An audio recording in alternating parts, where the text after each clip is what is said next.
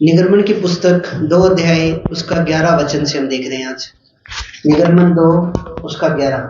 यहाँ पे लिखा, ऐसा हुआ कि जब मूसा जवान हुआ और बाहर अपने भाई बंधुओं के पास जाकर उनके दुखों पर दृष्टि करने लगा, तो उसने देखा कि एक मिस्री जन उसके एक इब्री भाई को मार रहा है। उसने इधर उधर देखा कि कोई नहीं है, तो उसने मिस्री को मार डाला और बालों में छिपा दिया। और दूसरे दिन बाहर जाकर उसने देखा कि 2 इब्री पुरुष आपस में मारपीट कर रहे हैं।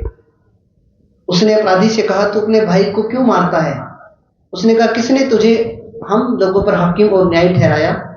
जिस भांति तूने मिस्री को घात किया, क्या उसी भांति तू मुझे भी घात करना चाहता है?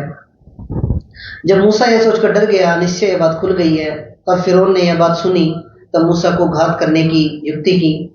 तब मूसा फिरौन के सामने से भागा और मिदान देश में जाकर रहने लगा, और वह वहां एक कुएं के पास बैठ गया। हालेलुया। यहाँ पे देखो, जो मूसा था, मूसा का जब हम जन्म देखते हैं, तो मूसा का जन्म जब हुआ तो वहां पे जो वहां पे मिस्र देश का राजा था, उस मिस्र देश के राजा ने ये बोला हुआ था कि तुम जितने भी इब्रानियों के, जितने भी इजराइलियों के मतलब बेटे हो, उन बेटों को तो तुम जान से मार देना। वहां की दाइयों को बोला हुआ था, बोला जितने भी बेटे पैदा होंगे उनको जान से मारना है, और जितनी बेटियां पैदा होंगी उनको छोड़ना है। मिस्र देश का राजा बोलता है, ये बहुत बढ़ गए हैं हमारे बीच में, ऐसा ना हो कि कल को हमारे देश पे कब्जा कर ले। तो इसलिए जब भी कोई बेटा पैदा हो इजराइलियों में, इब्रानी लोगों में, इब्रानी लोग जो खुदा यीशु मसीह को, परमेश्वर को मानते हैं, इब्री लोग बोलते हैं कि जब भी कोई बेटा पैदा हो तो उसको तो जान से मार देना, और अगर कोई बेटी पैदा हो तो उसको जान से ना मारना। तो जब मूसा का जन्म हुआ तो मूसा की जो माँ थी, मूसा की माँ ने उसको एक किश्ती के अंदर रख के उसको बहा दिया पानी के अंदर। ऐसा ना हो कि सैनिक उसको पकड़ लें, उसको मार दें। तो अपने बेटे की जान बचाने के लिए मूसा की क्या किया, उसने अपने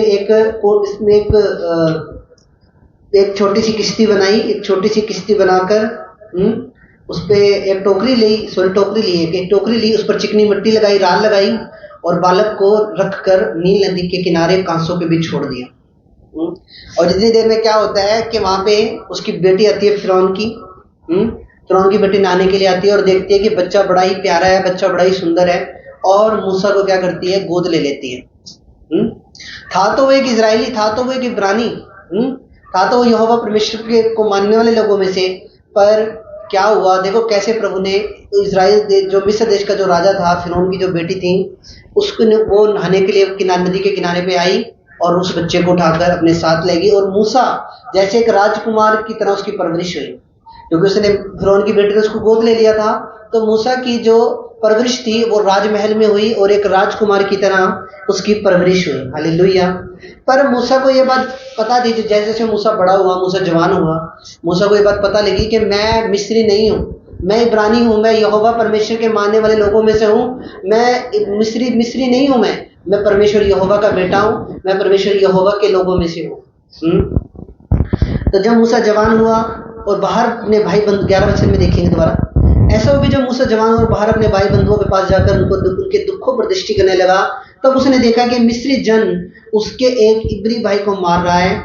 उसने इधर उधर देखा कि कोई नहीं है, तो उस मिस्री को मार डाला और बालों में छिपा दिया। अब देखो, जब उसने देखा कि एक मिस्री बंदा इब्री को मार रहा है, उसके भाई को मार रहा है, मूसा के इब्रानी लोगों को मार रहा है, तो उसने क्या किया, उसको जान से मार दिया। अब देखो, मूसा राजमहल में रह रहा था, मूसा चाहता तो अपनी बढ़िया लाइफ जी सकता था राजमहल के अंदर। फिरौन की बेटी का बेटा था वो, और उसकी उस टाइम का जो राजा था, पर उसने बोला नहीं, मैं मेरे जो लोग हैं, जो मेरे खुद के लोग हैं, उनके लिए मैं स्टैंड लूंगा, उनके लिए मैं फिरौन से मैं लड़ूंगा। उसने वो लाइफ छोड़ दी, उसने वो पाप भरी लाइफ छोड़ दी, और उसने दुख उठाकर उसने खुदा के राह पे चलना उसने ज्यादा उत्तम समझा। एक वचन हम देखेंगे, मत्ती 11 और इब्रानियों 11 उसका 24 से 26। इब्रानियों 11 नए नियम के अंदर, इब्रानियों 11 उसका 24 से 26 वचन।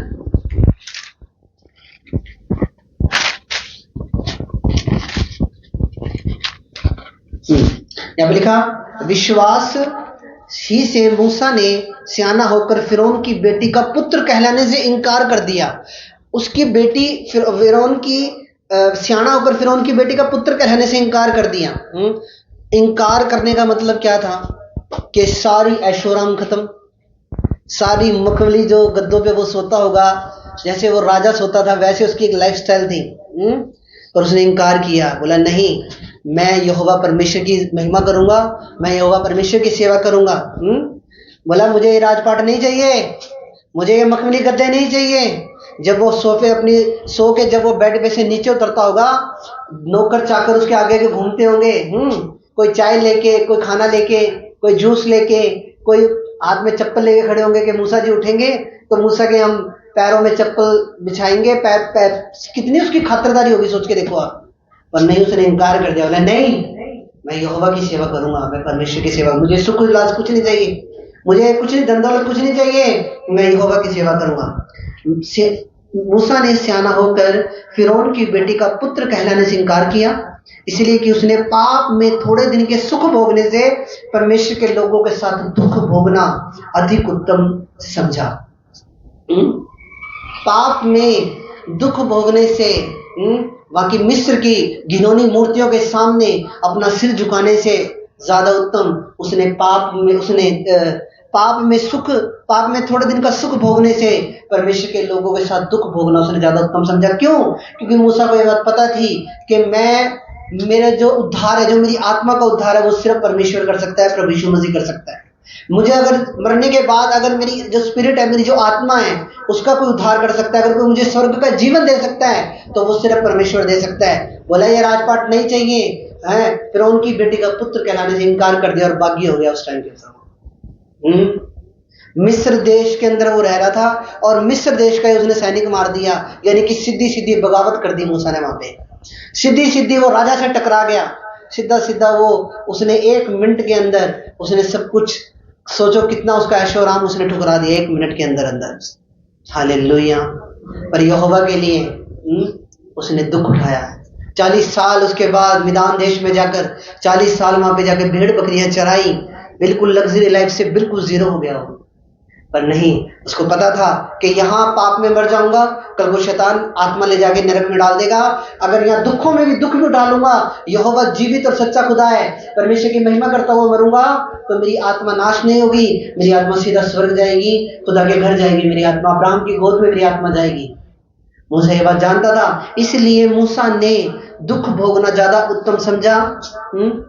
उसने दुख भोग लिया, उसने सुख विलास को उसने छोड़ दिया, उसने सुख विलास को उसने त्याग दिया।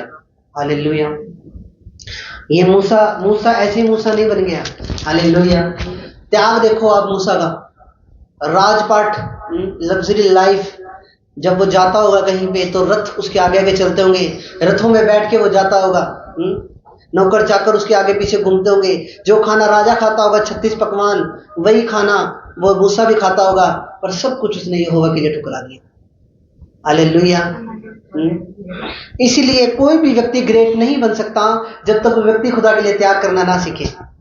आपको कई बार प्रभु के लिए त्याग करना पड़ता है, पर आज के टाइम में व्यक्ति त्याग करने के लिए तैयार नहीं। एक फैमिली मेरे पास आती थी, वो 1 साल प्रभु में चली और बैकस्लाइड हो गई, छोड़ के चली गई प्रभु को। क्यों?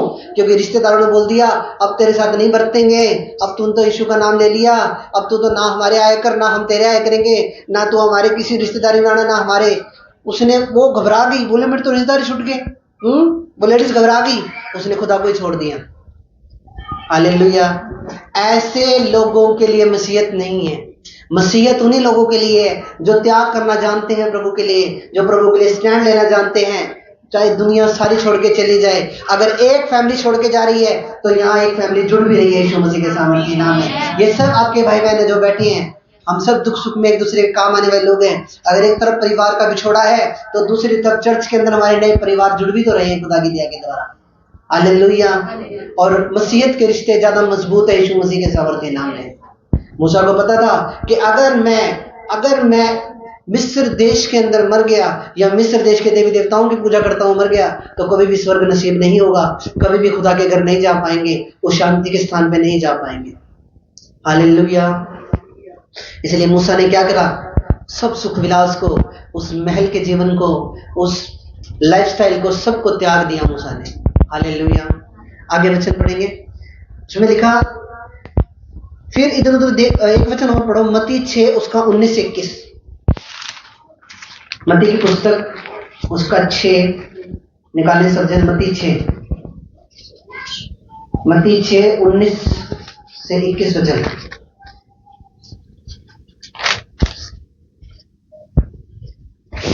यहाँ पे क्या लिखा, अपने लिए पृथ्वी पर धन इकट्ठा ना करो जहां कीड़ा और काई बिगाड़ते हैं, जहां चोर सेंध लगाते और चुराते हैं, परंतु अपने लिए स्वर्ग में धन इकट्ठा करो जहां ना तो कीड़ा और ना कोई काई बिगाड़ते हैं, जहां चोर ना सेंध लगाते और ना चुराते हैं, क्योंकि जहां तेरा धन है वहां तेरा मन भी लगा रहेगा। मूसा ने धन इकट्ठा नहीं करा। मूसा चाहता तो महल में रह के कोई अच्छी पोस्ट पे भी, राजा को बोल के हो सकता है वो अच्छी पोस्ट पे लग जाता।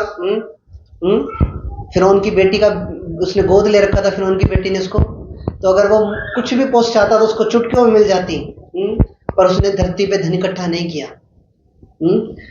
अपने लिए पृथ्वी पर धन इकट्ठा ना करो जहां कीड़ा और काई बिगाड़ते हो, जहां चोर सेंध लगाते और चुराते हैं, परंतु अपने लिए स्वर्ग में धन इकट्ठा करो। क्या कह रही है बाइबल? अपने लिए कहां धन इकट्ठा करो? स्वर्ग में धन इकट्ठा करो, जहां ना कोई स्वर्ग में धन इकट्ठा करो जहां ना तो कोई कीड़ा और ना काई बिगाड़ते हैं, वहां चोर सेंध लगाते और ना चुराते हैं, क्योंकि जहां तेरा धन है वहां तेरा मन भी लगा रहेगा। हालेलुया। मूसा ने कहा, भेड़ बकरियां चरा लूंगा, रूखी सूखी खा लूंगा, कोई दिक्कत नहीं है, पर यहोवा की भक्ति करूंगा, परमेश्वर की भक्ति करूंगा। ऐसे थोड़ी यहोवा ने परमेश्वर से कोई मिस्टेक थोड़ी होगी जो मूसा को दर्शन दे दिया आगे झाड़ी में से। हालेलुया। वहां पे और हो सकता है उस टाइम कितने वहां पे भगत थे परमेश्वर के, किसी को नहीं दर्शन दिया। यहोवा ने मूसा को दर्शन क्यों दिया? इसीलिए दिए, परमेश्वर ने देखा कि इसके अंदर मेरी कौम के लिए अणक है, इसके लिए मेरे कामों के लिए अणक है, इसके लिए इसने मेरे लिए स्टैंड लिया है, इसने मेरे लिए सब कुछ छोड़ दिया, इसने मेरे लिए सब कुछ, धन दौलत राजमहल, इसने सब कुछ छोड़ दिया मेरे लिए। इसीलिए तो परमेश्वर ने फिर मूसा को जलती झाड़ी में से दर्शन दिया, उसको सामर्थ्य दी, उसको एक लाठी दी, बोला ये लाठी के अंदर सामर्थ्य है, पावर है इस लाठी के अंदर, ये लाठी जब तू फिरौन के सामने डाल देगा ये लाठी अजगर बन जाएगी। हालेलुया। ये चिन्ह दिखाना उसके सामने। क्यों? परमेश्वर से कोई गलती थोड़ी है कि मूसा को परमेश्वर ने सेवा दे दी, नहीं, पर परमेश्वर ने मूसा के डेडिकेशन को देखा, परमेश्वर ने मूसा के उसको त्याग को देखा, परमेश्वर ने मूसा की ईमानदारी वफादारी को देखा कि नहीं, ये मेरा बेटा है, इसने मेरे लिए बड़े त्याग किए हैं, अब मैं इसे ब्लेस करूंगा और अब मैं इसे ऊंचा उठाऊंगा यीशु मसीह के नाम में।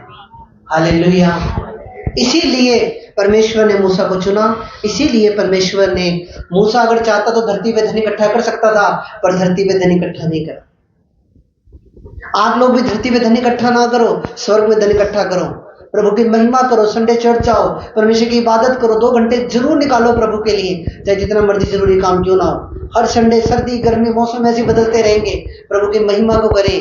पर ये दिन, ये उम्र जा रही है हमारी, ये जो हम भक्ति कर रहे हैं, यही कल को हमारे जब आखिरत के टाइम पे, जब न्याय का टाइम आएगा, जब अंत का टाइम आएगा, उस टाइम पे ये भक्ति आपकी काम आनी है जो आप करते हो। इसलिए कोई काम जरूरी नहीं, सबसे ज्यादा जरूरी काम प्रभु की महिमा करना है, प्रभु की बंदगी में आना, बंदगी में आके प्रभु की महिमा करना सबसे इंपॉर्टेंट काम यही है। हालेलुया। धन इकट्ठा ना करो धरती पे।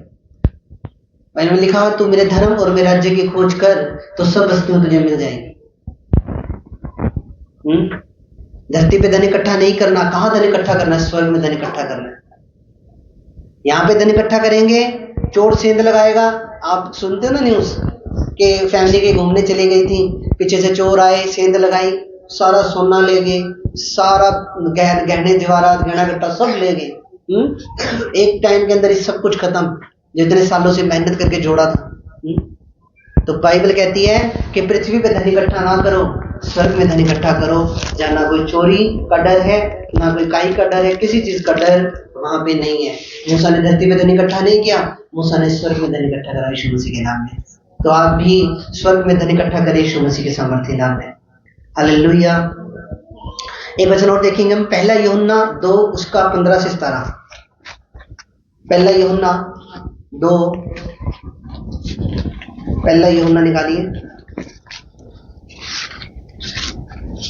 पहला यूहन्ना 2 उसका 15 से 17 से लिखेंगे।